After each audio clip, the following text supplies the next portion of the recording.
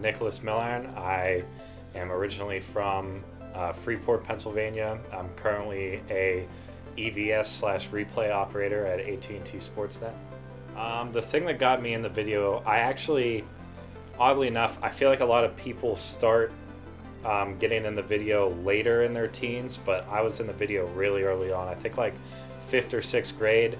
Was really into the Pirates at the time, and just watched every single broadcast of the Pirates, even though they stunk when I was a kid growing up. But was just watching it every day, and was really enamored with the actual broadcast itself, even at such a young age, and just thought that I wanted to do that one day. So that's was the eventual goal for me from very early on, and it surprisingly worked out. So I knew that I wanted to get into sort of the broadcast production side more than the film side. So when I was evaluating all my options, I knew this was what I wanted to do for sure. But looking through all the different options, like going to filmmakers for 12 months or something like that wasn't really for me, because I just knew that if you wanted to work in the broadcast side of things, in today's day and age, 9 times out of 10, you're going to need a degree to do it. So I really started that really early on. It was like freshman year. I had met my former business partner, Connor, my freshman year. He lived on my floor and was a business major, just had an interest in photography in general, but didn't really know anything about the video side of things. And I didn't really know anything about the business aspect of things. So we just sort of combined our skill sets together, and at first we're literally just doing it for fun. I was in school, I knew I was going to get in a ton of debt, so I figured I'd start early and try and make some sort of money in my spare time that I could make, and it just sort of grew from there. And there we started booking random jobs, and sort of took that money, reinvested it in the marketing while we were still in school, and were able to do things like that. Started getting repeat clients, and it just started sort of taking off from there. So it was worth it for me, because now I'm in a position where I am making more than what the average debt would be. But I don't know. I think if you're somebody that if you go into school for video production, you have to have your heart and soul into all of it 100% of the time. If you have the slightest bit of doubt in your mind that that's not what you want to do, you're better off doing something else, because you're going to struggle off the bat. I mean, we struggled for the first year out of college, just trying to make ends meet, and that's a really hard thing to do. That I think most people, when they get out of school, they either have a really low paying job in film, or can't find a job, or are just struggling through it. And most of them end up, bailing out after the year. I wouldn't say most. Some of them end up bailing out after the year.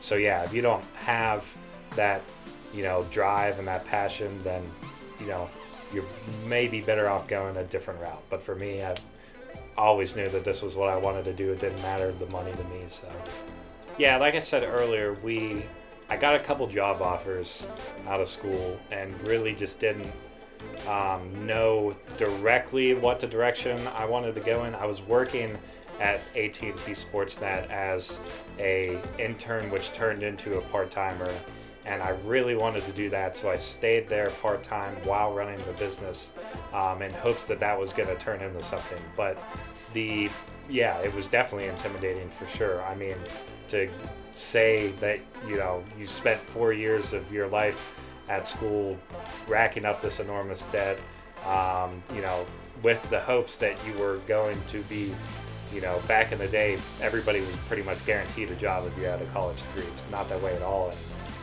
I would say very recently, so I started this job as an instant replay operator just about 5 or 6 months ago, so it's fairly recent. And the biggest thing for me was just seeing the people that were training me. There's 2 guys there that work in that video truck who trained me along the way throughout these first couple months. And there's, as good as it gets, EVS operators that run They've done the World Series, they've done the Stanley Cup, they've done all of that, really high-end stuff that I hope to do one day. So to be able to learn from them has been a huge inspiration for me, for sure. So now that I'm a replay operator and I'm sort of living out my dream at a young age of working on this broadcast, I think the next big step for me in 5 years is to reach those bigger broadcasts. We work as freelancers, so we're allowed to work for networks outside of the network that you're contracted to. So I want to start working on some national broadcasts as a replay operator. A lot of other people try and go the route of working their way up through being a technical director to being a director and stuff like that, but I personally really have enjoyed the replay side of things so far, and I really just want to push that, I think, and try and work on some of those national broadcasts, work on some really big shows. So yeah, so obviously when you get into it from day one, you know that you're more than likely not going to be working a 9 to 5 when you get in this career field. I think that's beneficial in a lot of ways and not beneficial. And I think the stigma of you not working a 9 to 5 and not being a big contributor to society is the people may say, I don't know.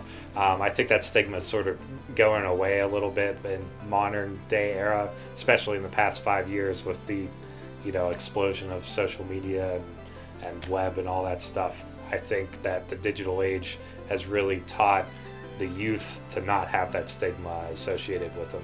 In fact, I think if you have a job in this industry, people see it as a really cool thing and a really thing that they wish that they could do, so to speak. I think just put your all into it.